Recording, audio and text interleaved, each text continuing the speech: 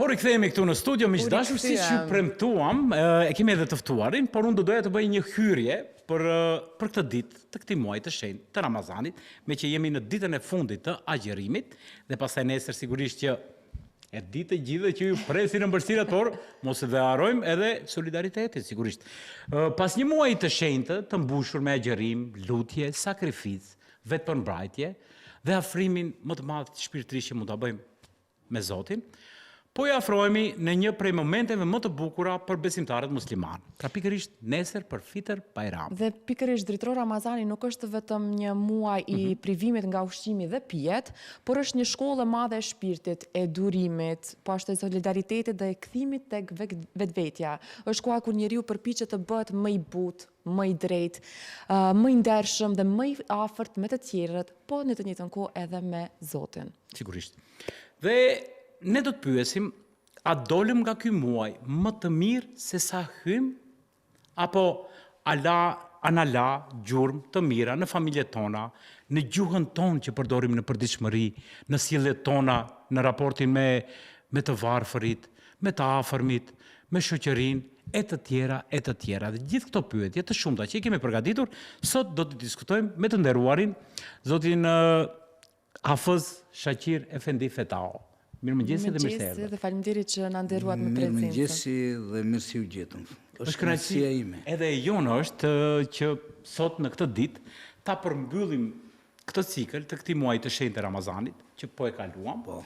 Dhe urojmë që të kemi reflektuar mirësi si e më shumë, uroj që të jemi vetë përmbajtur gjithmonë, sepse duke e ditur në vitet të kaluara kemi patur edhe, ne i themi shpeshherë themi fitil shkurtë, që nuk din që se si t'i akumulojmë, por uroj edhe besoj që këtë vit, këtë muaj të shenjtë, kemi reflektuar më mirë se vitet të kaluara. Si ta përkufizojmë këtë Ramazan, si ka qenë edhe për ju, mirë po edhe si po dalim nga ky muaj i shenjtë. Bismillahirrahmanirrahim. Në emër të Zotit, mëshiruesit, mëshirbërësit. Më lejoni së parit ju falenderoj për kohën dhe hapësirën që më keni dhënë sot në këtë ditë të bekuar, mu në vigjile të festës së madhe të Fitr Bajramit. Në të njëjtën kohë shfrytëzoj nga rasti që të gjithë besimtarëve t'ju uroj aktivitetet e tyre në krye me agjerimin e muajit të Ramazanit gjatë gjithë këtij muaji dhe në të njëjtën kohë marr parasysh se nesër e kemi festën e madhe të Fitr Bajramit. Shfrytëzoj nga rasti që po ashtu t'ju shprehi urimet e mia të përzemërta edhe në emrin tim personal, edhe në emër të Bashkisë Fetare Islame, duke ju uruar që ditën e Fitr Bajramit ta kalojnë me kënaqësi të veçantë, me gëzime, vizita të ndërsjella dhe mbarësi në familjet e tyre. Padyshim, çdo një obligim fetar që i obligohet besimtarët, së pari ka për qëllim lidhjen me të madhen Zot, të vërtetojnë në praktik se besimi i tij nuk është vetëm teori dhe fjalë, por është edhe praktik, sidomos kur është në pyetje kushti i tretë themelor i Islamit, agjerimi i muajit të Ramazanit, ku njeriu duhet të largohet nga haja dhe pija, në veçanti nga veprat e këqija, me çka njeriu në momentin kur abstenon nga kënaqësitë e trupit, ai në atë moment vërteton se vërtet është i përkushtuar besimit tek Zoti, si dhe në kryerjen e porosive të madhit Zot. Kur flitet dhe kur definohet agjerimi edhe në bazat e Kur'anit, por edhe në bazat e fjalëve të Muhamedit alayhis salam, kur tregon se është obligimi domosdoshëm, në fund të ajetit kuranor thot leallekum tettekun, agjerimi është ai që me qëllim që t'ju bëj më të devotshëm. Që don të thot se agjerim nuk do të thot vetëm largim nga haja dhe pija, por do të thotë që njeriu gjatë agjerimit duhet të agjeroj me gjithë trupin e tij, me sytë e tij, me gojën e tij, me veshët e tij, duke i larguar të gjitha veset e këqija nga personaliteti i tij, vese ata të cilat ndoshta janë bërë dhe natyrë në jetën e përditshme të njeriut apo besimtarit. Kështu që qëllimi kryesor i agjerimit është, duke u larguar nga haja dhe pija, të formojë tipare të cilat do të reformojnë personalitetin e tij, do t'i evitojnë veset e këqija dhe do të jepë betimin dhe vendimin se do të merr rrugën e vlerave, rrugën e veprave të mira, rrugën për të qenë konstruktiv edhe me vetveten e tij, edhe me familjen e tij, në veçanti të jetë konstruktiv në shoqërinë në të cilën ai jeton. Për atë shkak gjatë këtij muaji kemi patur aktivitete të nduarta në të gjitha sferat, duke filluar nëpër objektet fetare, xhamit, ku vërtet xhamati ka qenë masovik, duke filluar nga të gjitha gjeneratat deri te rinia, fëmijë, gjinia femërore e kështu me radhë. Pastaj programe të ndryshme që kemi patur si një delegacion apo këshill që është formuar brenda Bashkisë Fetare Islame, që ka vizituar besimtarët për t'i uruar ata, për të dhënë porositë e muajit të Ramazanit, për të vendosur theksin muajit se muaji Ramazanit duhet jetë ai që e përmirëson dhe e reformon njeriu në vetdijen e tij, në veprat e tij dhe në sjelljen e tij me njerëzit në përgjithësi. Po ashtu kemi vizituar shumë edhe diasporën me delegacione të ndryshme, duke filluar nga Zvicra, Gjermania, Austria, Italia, deri në Skandinavi. Edhe unë kam patur thirrje të ndryshme në diasporë, por unë shfrytëzova nga rasti që të vizitoj Kopenhagen, Danimarkën, sepse aq më premtonte koha dhe gjatë kohë nuk kisha shkuar. Kudo që shkojmë në diasporë, shohim popullin tonë mirë të organizuar edhe në aspektin fetar, por edhe në aspektin kombëtar, duke tentuar me plot fuqitë e tyre që të arrijnë të ruajnë, të mos asimilohen, të ruajnë traditën e tyre, kulturën e tyre, qoftë fetare, qoftë kombëtare, sepse kuptohet është një rreth krejt tjetër atje, por ne jemi shumë të lumtur me organizimin e tyre. Pastaj maksimalisht kemi qenë prezent në rrjetin medial, duke filluar nga televizionet shtetërore, pastaj televizionet lokale, radiot, shtypi e kështu me radhë. Kështu që kemi pasur komisione të ndryshme që janë marrë vetëm që të gjenden në mesin e besimtarëve dhe të shpjegojnë vlerat e besimit. Andaj, marr parasysh gjithë këtë, jam shumë i bindur analizat që i kemi deri më tani, se vërtet muaji Ramazanit është një shkollë edukimi që ngrit vetdijen e besimtarit, e mbi të gjitha përmirëson njeriu edhe në sferën morale, edhe në sferën e solidaritetit, dhe sepse agjerimi është momenti kur besimtari duhet të ketë një durim të jashtëzakonshëm, duhet të jetë i ëmbël me njerëzit, duhet të jetë në shërbim të njerëzve, të ndihmojë njerëzit dhe në këtë mënyrë ai fiton tiparet e muajit të Ramazanit edhe mbas muajit të Ramazanit. Agjerimin duhet ta kuptojmë kështu, është një shkollë edukimi të njeriu, përgatitjen e besimtarit që ai me frymën e Ramazanit të jetë i udhëhequr tër vitin deri në Ramazanin tjetër. Pikërisht do të doja të ndalem.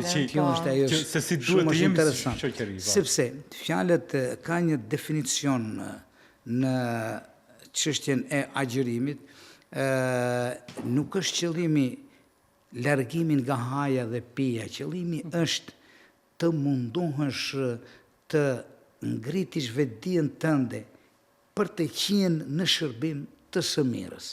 Do t'ishte formale largimi vetëm nga haja e pija, po që se nuk arrim që ne ta përmirësojmë veten tonë, Kur themi ta përmirësojmë gjatë Ramazanit, ne duhet të jemi të përpikt dhe të analizojmë s'pari të bisedojmë me vetveten tonë, të bisedojmë me familjen tonë, të mundohemi të ndryshojmë situatën drejt asaj që është e mirë, të eliminojmë anomalit që mund t'i kemi në familje, anomalit të cilat për çdo ditë na rrezikojnë, qoftë neve, qoftë rinin tonë, e kështu me radhë. Ne na testojnë janë si prova të përditshme. Kjo, e tash, agjerimi ka një segment të psikologjik, që bisedon me njeriu, ashtu, vetë kontrol, bisedon me njeriu, i jep guximi njeriut, i jep optimizmi njeriut që të kaloj prej një situate të keqe në atë që është e mirë dhe i thot, ti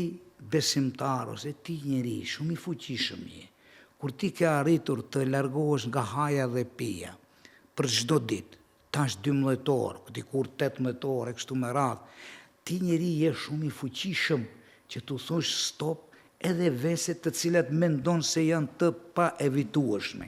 Kështu që krejt qëllimi i agjerimit është si të reformoj një personalitet prej një gjendje jo të mirë në një gjendje shumë të dobishme, ta bëj konstruktiv, ta bëj pozitiv e kështu me radhë.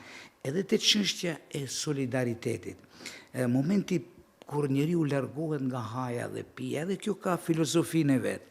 Në momentin kur njeriu largohet nga haja dhe pija, patjetër të ballafaqohet, është krejt normale me uri, etje.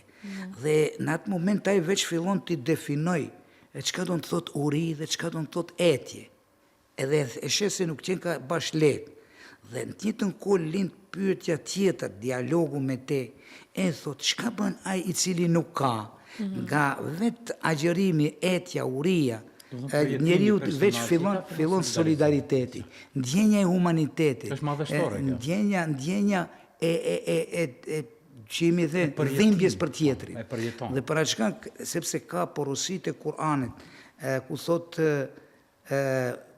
porositë e Kur'anit në shumë vende e cekin çështjen e kujdesit ndaj tjetrit, e kujdesit ndaj njeriu. Kjo rrjedh nga filozofia e Kur'anit se njeriu është qendra e gjithçkajt, është krijesa më e bukur që ka krijuar Zoti dhe e definon me qëllim që të rrit nivelin e njeriut në tokë. I madhi Zot i ka dhënë një definim të jashtëzakonshëm vetëm njeriut dhe ka thënë ti njeri të kam krijuar më këmbësin tim në tokë. Ti je përfaqësuesi im në tokë dhe gjithçka që është e krijuar për të mirën tënde, por të kam krijuar me një qëllim që të ndryshosh jetën, botën, drejt asaj që është e mirë. Domethënë, ti jesh në shërbim të njeriut, do të thotë është synimi kryesor i krijimit të njeriut në këtë botë. Pse themi ne ndonjëherë se melekt janë krijesa të pagabuara. Mirë po njeriu kur arrin ta synimet pozitive, te i kalon edhe nivelin e lartë të melekëve, sepse ata kanë një natyrë. Ata nuk kanë dy natyra, nuk kanë atë materialen që i çon drejt asaj që është e keqe. A njeriu i ka që të dyja, njeriu është një dramë, në luftë mes të keqes dhe të mirës. E keqja dhe e mira janë tek njeriu. Dhe i madh është ai njeri, triumfues është ai njeri i cili arrin ta frenoj atë që është që e çon drejt të keqes dhe e kultivon dhe e zhvillon atë që është e mira, sepse edhe e mira, edhe shpirti edhe trupi është shumë e vështirë. Luma ai që din ta kontrollojë këtë. Të fortë janë ata të cilët dinë në çdo moment të frenojnë të keqen dhe ta izolojnë brenda personalitetit të tij. Unë këtu do doja vetëm pak të ndalem, sepse unë dhe dritroj çdo ditë, i nderuar themi se çdo ditë është ditë e bekuar dhe çdo ditë është ditë e Zotit. Mirë po sikurse pak populli jon, edhe pse njihemi si popull shumë solidar dhe shumë dorë lirë, unë them kështu, mirë po sikurse fokusohemi vetëm këto 30 ditë, 31 ditë të muajit të shenjtë të Ramazanit. Unë dua shumë ndjesinë e Ramazanit, na përmbush të gjithëve në mënyra tona personale, siç është edhe vetë religioni, mirë po sikurse fokusohemi këtë muaj dhe mirësia nuk vazhdon për gjatë gjithë vitit. Si të bëjmë njerëz pak më të mirë? Këtë që kemi durimin gjatë Ramazanit, ta mbajmë për gjatë gjithë vitet, mos të jemi fitil shkurt, të jemi solidariteti popull. nuk është vetëm 30 ditë, ose Ashtu. nuk ka muaj, nuk ka kalendar. Ne gjatë muajit të Ramazanit është se vërtet se japim shumë rëndësi solidaritetit, solidarizimi me njerëzit të cilët ne mendojmë se nuk kanë mundësi materiale. Ose mund të themi që me kaq edhe përmbyllëm 11 muaj. Ne gjatë muajit të Ramazanit, para se me vazhdu pyetjen të cilën ju e bëni, gjatë muajit të Ramazanit ne maksimalisht japim, sepse ky muaj është muaj i agjërimit, është derdhja e pasurisë, sidomos iftaret, për ata të cilët nuk kanë, por iftari bëhet edhe për ata që kanë, sepse pasuria a iftari na afron, na bashkon, tregon afërsinë familjare, afërsinë me njerëzit, dhe ma iftaret ju e keni pa edhe vetë se janë bë trend. Jo vetëm tek ne, por edhe të tjerët. Ne kemi pas iftare edhe nga institucionet tjera të cilët udhëhiqen nga besimi tjetër. Kjo është çështje respekti. Çështje respekti, por mbi të gjitha i kemi kushtuar kujdes të veçantë asaj pjese që ne mendojmë dhe kemi konstatuar se vërtet janë skamnor, vërtet nuk kanë. Që vërtet kanë nevojë për ndihmë. Këtë vit kemi patur projekt veçantë në bashkëpunim me drejtorinë e Vakufit të Republikës së Turqisë, ku kemi nda mbi 20.000 iftare. Kemi nda njëherë të varfër, pjesës së të varfër, pastaj kemi nda shkollave, kemi gëzuar fëmijët për çdo natë nga një shkollë, për shembull, sidomos Tetova, kemi nda për të varfërit siç është e Kashtipi, Maqedonia Lindore, ku ka varfëri me të vërtetë të skajshme, dhe është krejt normale se kemi bërë edhe për jetimat. Ne 120 jetim një ditë i kemi veshur në një si quhet që në Vajkiki për shembull, 120 jetimi kemi gëzuar, i kemi qu dhe kanë zgjedhur çka kanë dash, kështu që ka qenë një moment shumë i rëndësishëm. Veçantë ju kemi kushtuar kujdes edhe këtyre që janë invalid, që janë me nevoja të veçanta. Kështu që në përgjithësi i kemi dhënë shumë rëndësi kësaj çështje dhe me këtë jo vetëm që e kemi nda, jo vetëm që e kemi bërë si gjest momental, por kemi treguar dhe kemi dhënë porosin se njeriu duhet tjetër jetën në shërbim të njeriut.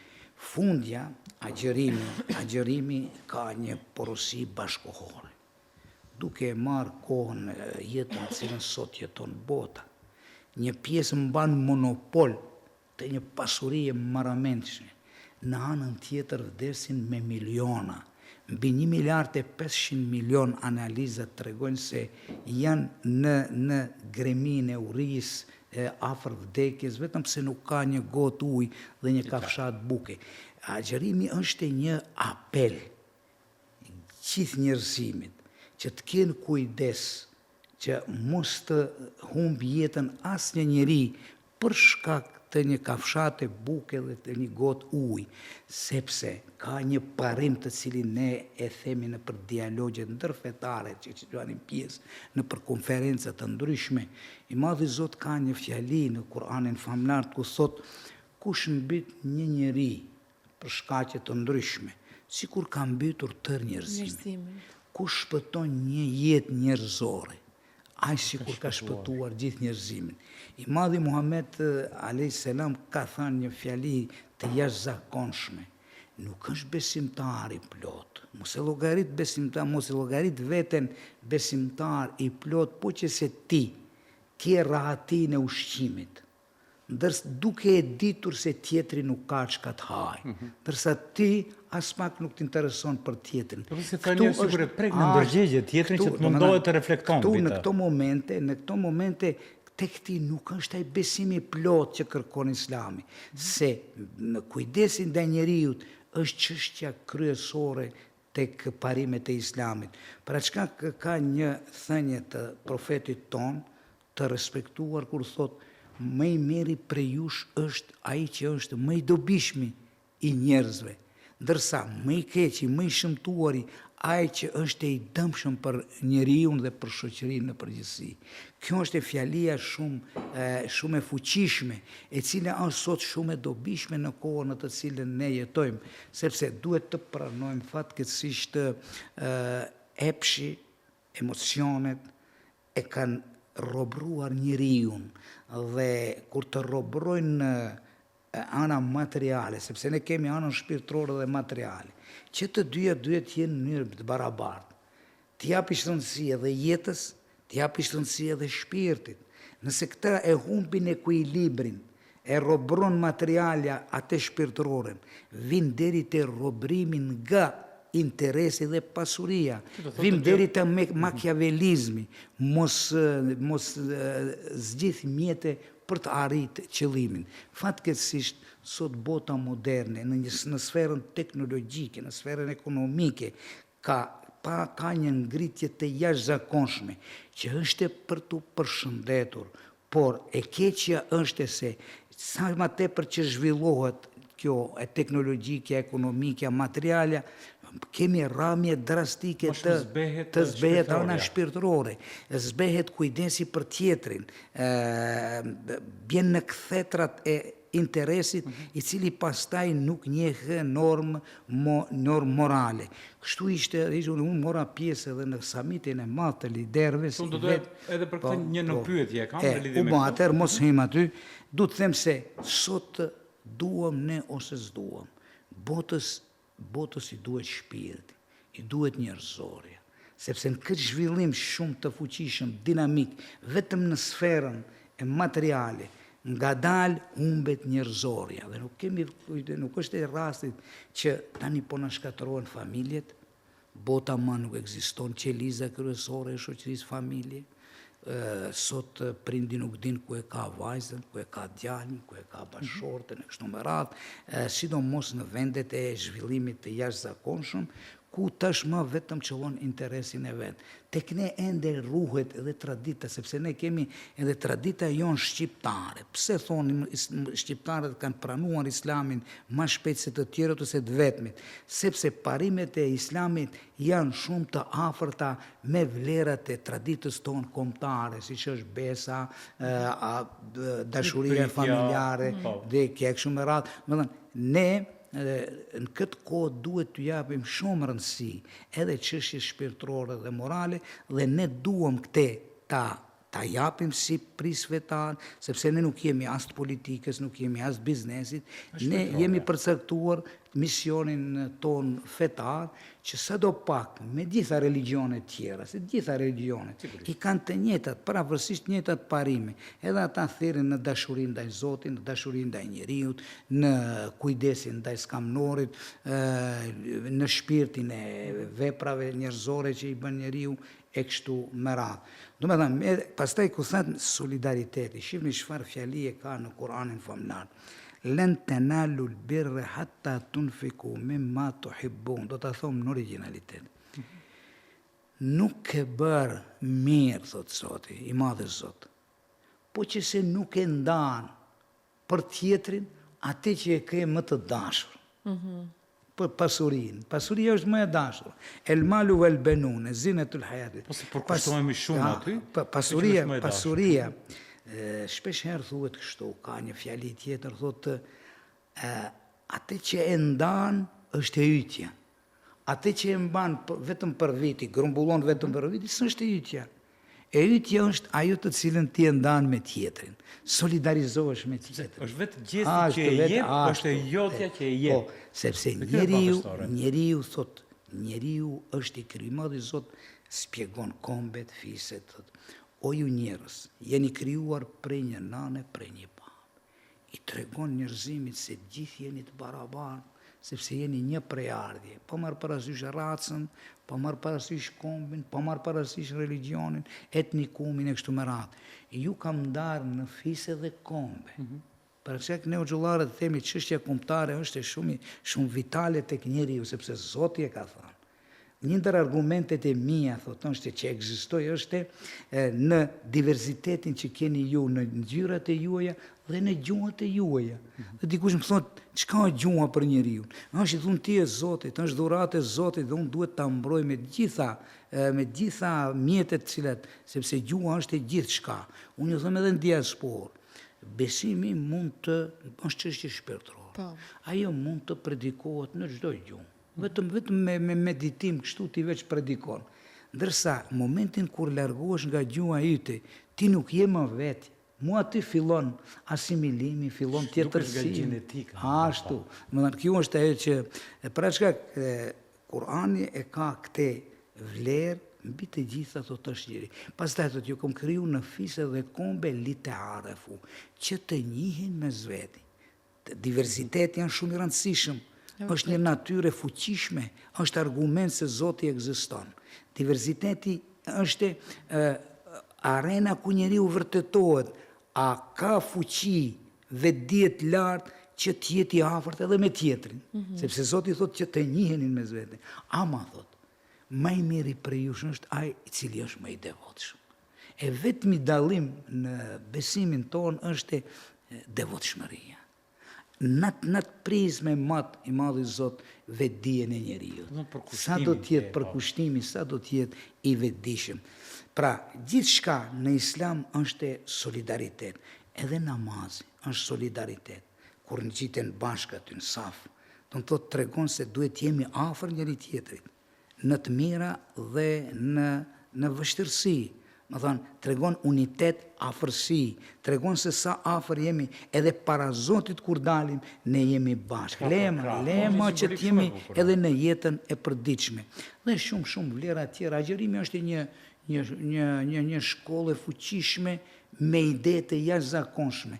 Aspekti filozofik, aspekti sociologjik, aspekti humanitar, aspekti shëndetësor, shumë interesant, se sa bota, se sa tash medicina flet apo stafat, mjekët me renome botërore, tregojnë efektin pozitiv në shëndetin e njeriut, në psikologjinë e njeriut, në pedagogjinë e njeriut dhe shumë aktivitete tjera. Pra që këtu është interesant që çdo edhe namazi po të njëjtat qëllime i ka.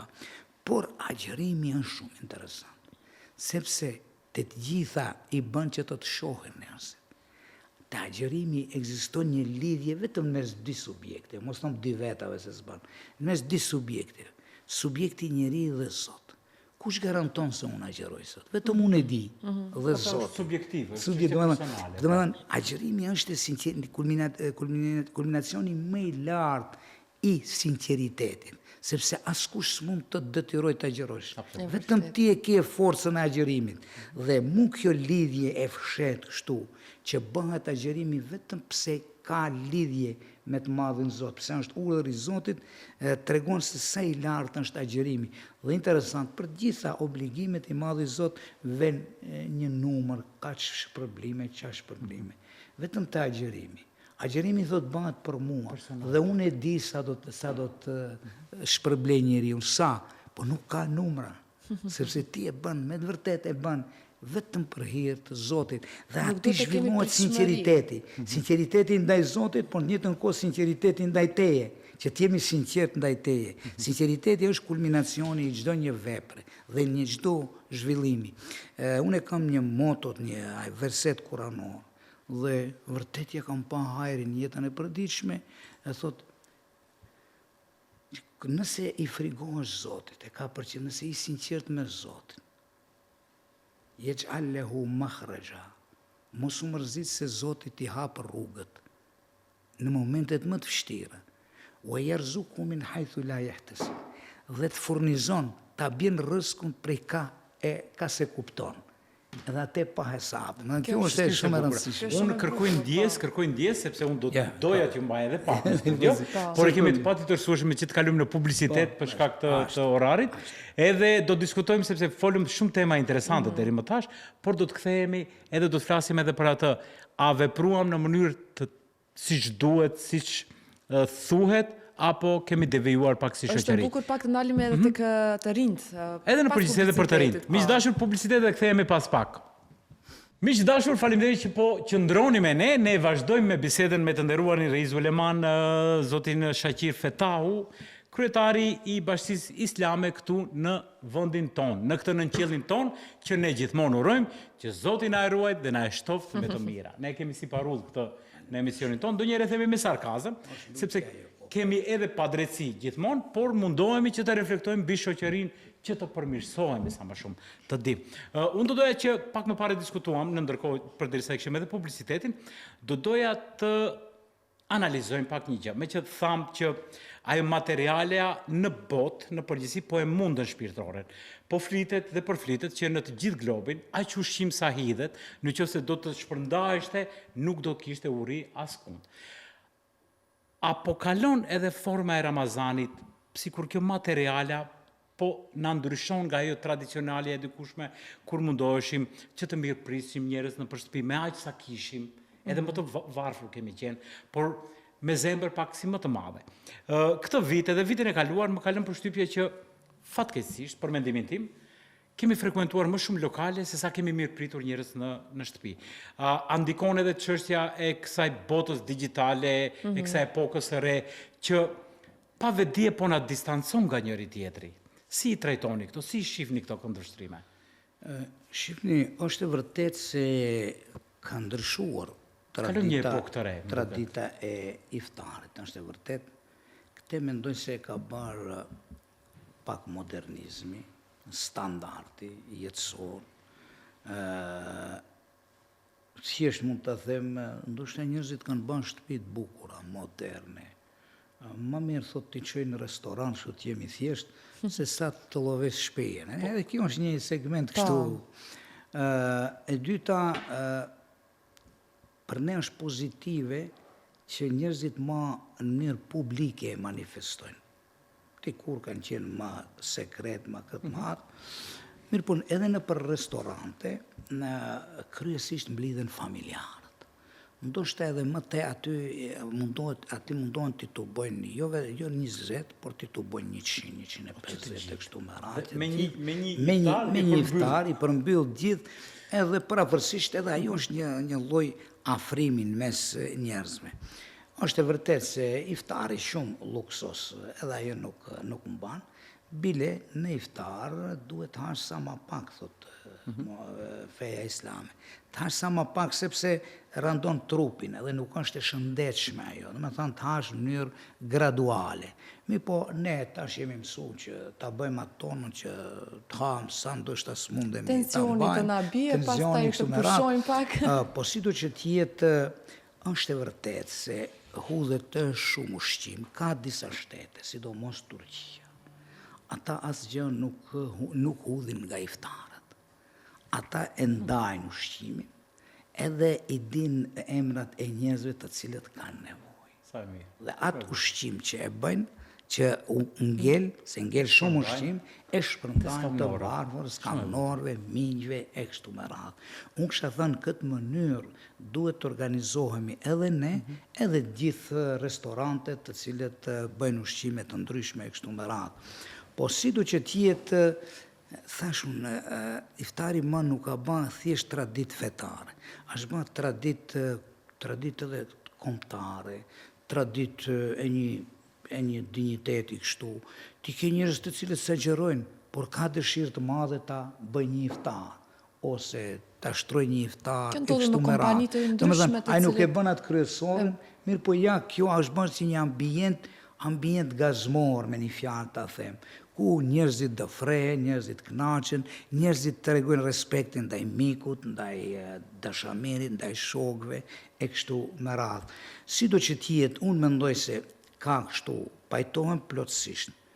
Kulu veshrabu wala tusrifu, thotë Zoti. Hani dhe pini, asesi mos e teproni. Innal wala tubadhir tabdhira. Mos bahi, themi, derdhacak shumë, mos hidhni shumë, sepse ata që hedhin pasurin jashtë të asaj të kufizueshmes, ata do të jenë vëllezërit e shejtanit. Me qëllim që ta tërheq vërejtjen, thotë mos hudhni pasurin për kot, mos e hudhni tepër, mos e deformoni pasurinë pa qëllim, pa ja lënë vendin e vetë, sepse ajo është një dhunti, edhe pasuria është një dhunti e Zotit, që ta ka dhënë i madh i Zot, dhe maksimalisht duhet ta ruaj si dyshit e ballit. Tjera herë kishte një traditë, thoshin, mos e hudh troshkën se gjinafa nëse e shkel ajo vajton. Shive sa kujdes kanë patur për bukën.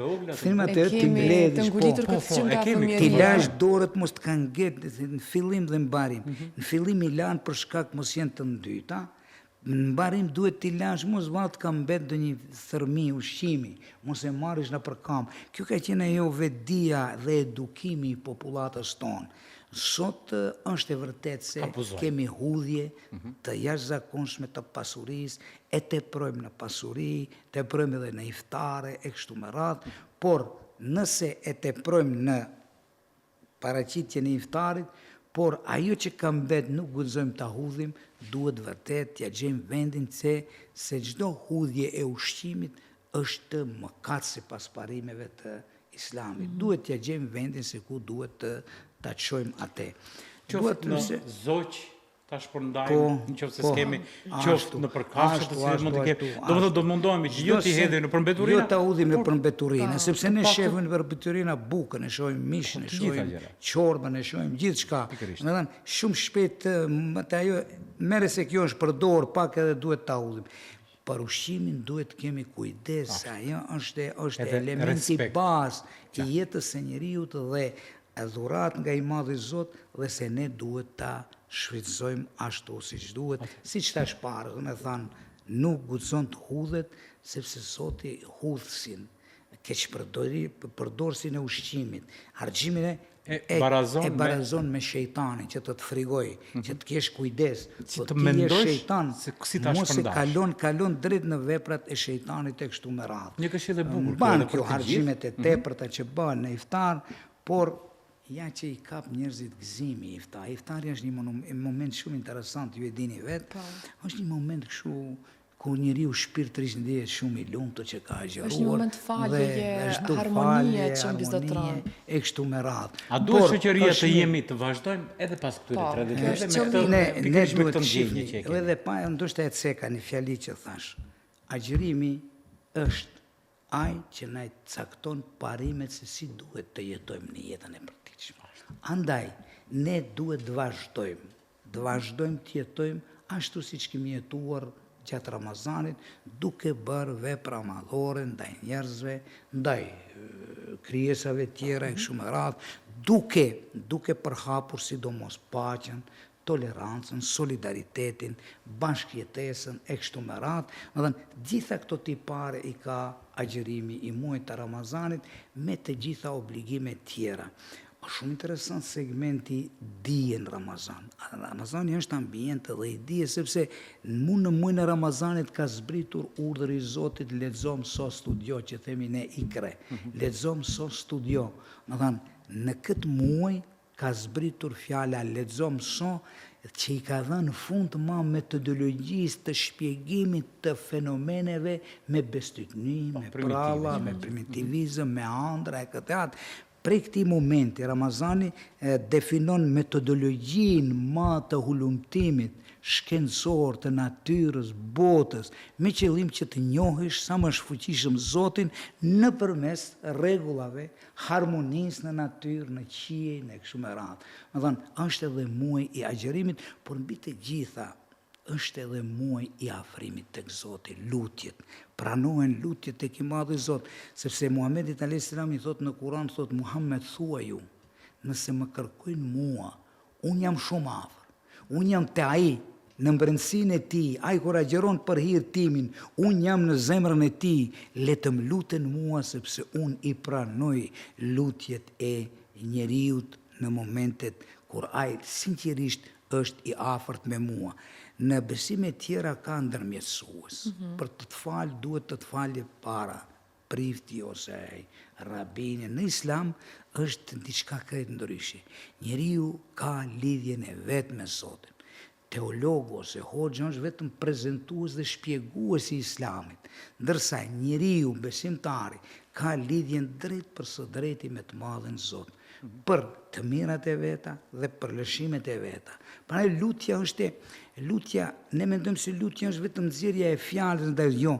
Lutja është një farë lloj pendimi, një farë lloj kthimi tek Zoti, tek vetvetja, për ta kontrolluar veten tënde dhe në atë moment ke lidhje me të madhin Zot. Një sufi i njohur ka bën shumë vepra të mira, por përsëri ndoshta se kanë di veten i kënaqur. Ka thënë Ilahi kejfa ad'uka wa ana as, i madhi Zot, si të lutem ty kurse unë shpesh bëj mëkate, më vjen mare, më vjen turp, mirë po duke e ditur mëshirën e madhe të Zotit, dashurinë e Zotit ndaj njeriut.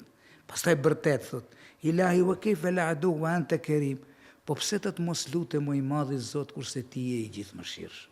Do të thënë, Zoti pranon të gjithë njerëzit.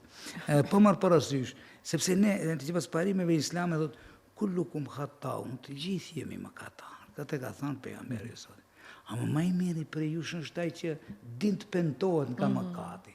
Din të reformoj vetveten, se reforma kërkon vetdije, kërkon fuqi, kërkon vendosshmëri dhe kërkon pastërti. Për atë shkak Ramazani na mëson se si ti kthehemi Zotit, ti kthehemi njeriut, ti kthehemi solidaritetit, ti kthehemi paqes, vllazërisë mes vete, nuk ne shpesh herë dhe i dhrohemi me tafarmi tonë, me dikën tjetër. Mirë për shka, thot, nuk i tolerohet njeriut që mos flet me tjetrin, me vllaun e vet, me tjetrin, mbi 3 ditë.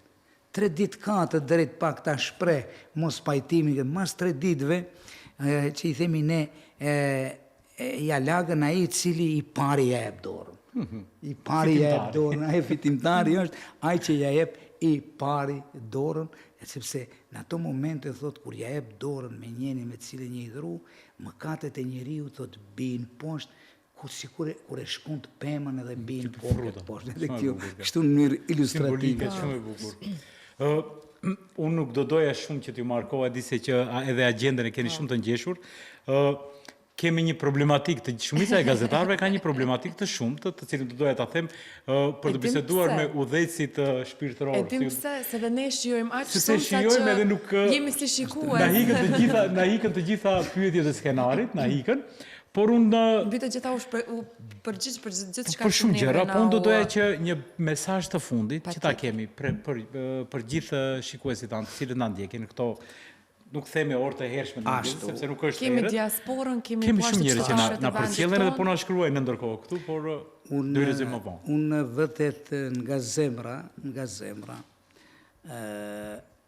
uroj gjithë besimtarës, të shash në fillim, në veçanti, njerëzit tanë që i kemi, bashkëdhetarët tanë, që i kemi në vendet e ndryshme të Europës, unë i vizitoj ata janë të mrekullueshëm, ata ndihmojnë edhe punëve të veta atje, organizimit të tyre në xhami, institucione, ku ta diun shoqata, por janë shumë bujar edhe në kontributin që japin këtu në vendin tonë, në mirëmbajtjen e jetës fetare, shkollat që i kemi fetare, fakulteti i shkencave islame, kështu me radhë, dhe më për atë ne kemi obligim që i vizitojmë çdo herë, jo vetëm Ramazan, por gjatë tërë vitit, ata besoni që po marr parasysh që kanë lindur ndoshta atje, janë rritë atje. Interesant, malli për vendlindjen e babait, mos flasim për prindët që kanë lindur këtu. Malli për vendlindjen e babait, ata mezi presin që të vinë këtu ta shijojnë vendin ton këtu. Andaj mesazhi im është që gjithë besimtarëve që urojnë muajin e shenjtë të Ramazanit, ditën e Bajramit, e cila është nesër, Fitr Bajramit, me ndihmën e Zotit ta përjetojnë me kënaqësi, me lumturi, me mbarësi familjare, fare fisnore, të shtrejnë dorën e pajtimit, të jenë në shërbim të njëri tjetrit, të vazhdojnë vizitat që i bëjmë, që i kemi tradite dhe fetare dhe kombëtare, të urojnë njëri tjetrin, të ndihmojnë njëri tjetrin, dhe gëzimin të përcjellim të gjithë, edhe ata që kanë probleme, edhe ata që s'kanë probleme, kështu që të formohet një ambient të gëzimi dhe t'i falenderojnë Zotit që arritën ta kalojnë muajin e shenjtë të Ramazanit të bekuar dhe në këtë mënyrë të vazhdojnë jetën e tyre në mënyrë të drejtë, në mënyrë të pastër, të jenë qytetarë të ndershëm kudo që jetojnë dhe në këtë mënyrë të dëshmojnë, sidomos ne si pjesëtarë të Islamit, të dëshmojmë se jemi njerëz të urtë, të matur, të sjellshëm, të dobishëm dhe jemi gjithmonë në shërbim të njëri tjetrit. Pra, ju qoftë urime të gjithëve, tu në vendin tonë dhe jashtë vendin tonë, kudo që jetojnë dhe veprojnë bashkë adhetarët tanë. Qoftë kjo fest për gjithë të mira, për të mirën e gjithë njerëzimit, dhashti i madh i Zot, mos kemi luftë, mos kemi vrasje, mos kemi mbytje, bota të jetojë në paqe, në tolerancë, në solidaritet, në respekt ndaj njëri tjetrit, pa marrë parasysh kuj ideali i tekon, kuj besimi i takon e kështu me radhë. Edhe njëherë në qoftë për hajër festa e madhe e Fitr Bajramit. Juve ju falenderoj shumë, nuk kam besuar se është një emision kaq atraktiv, po kujtohet kjo është Hallsat, këtu janë në nivelet e larta të emisioneve. Faleminderit shumë. Zotëris, faleminderit shumë për këtë bisedë shumë të nevojshme dhe të ndjeshme që e patëm bashkë me shikuesit tanë. Ne sigurisht e dim që Ramazani kaloi si kohë, po përfundon, sot e kemi edhe ditën e fundit, por pyetja që do të na mbetën tek ne është, a do të mbetet si një dritë, si një kujtesë dhe si një ndryshim për të përmirësuar si e më mirë. Në bazë të asaj që kemi pa masovitetin e popullit në xhami, besojmë që po. Rinia shumë interesant, rinia e shkolluar, universiteteve tona, edhe këtu, edhe në Prishtinë, edhe në Tiranë, ne kemi me të mahnitur me prezencën e tyre në xhami. Kjo është një diçka që mu më habit, se unë e njoh shumë herët edhe Kosovën edhe Shqipërinë.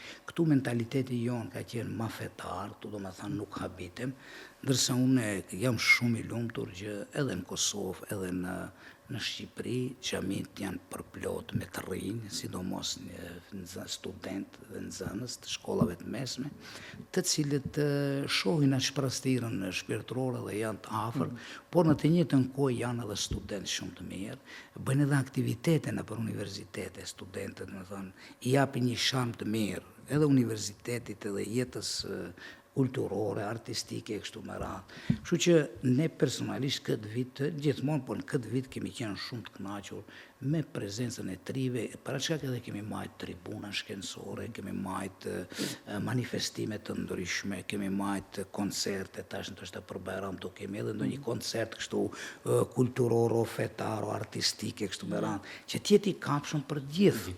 Unë uroj përzemërsisht që shpirtërorja dhe shkencoria të ecin bashkarisht njëra me tjetrën. Të mirat vetëm nga Falenderoj shumë për prezencën tuaj, gëzuar, urimi, që paqja, që sapo na e dha i nderuari, shëndeti, mëshira, begatia, të jenë në çdo familje të qytetarëve tanë, të këtij në qielli këtu që ne e quajmë, ose që jemi në Republikën e Maqedonisë së Veriut, dhe urojmë që të gjithëve gëzuar për ditën e nesërme festën e Fitr Bajramit. Të solidarizohemi sa më shumë. Ju falenderoj shumë për këtë emision, për mendimin tim i shkëlqyer shumë. Faleminderit shumë. Shumë e vlerësojmë. Faleminderit. Miq dashur, shkëputemi vetëm për do shkëputemi patjetër, sapo të përshëndetemi edhe me të nderuarin që e kemi këtu në studio, dhe do kthehemi pas pak me informacione dhe mesazhe të shumta që na i kanë dërguar ndërkohë. Mesazhe kemi. Publicitet dhe kthehemi pas pak.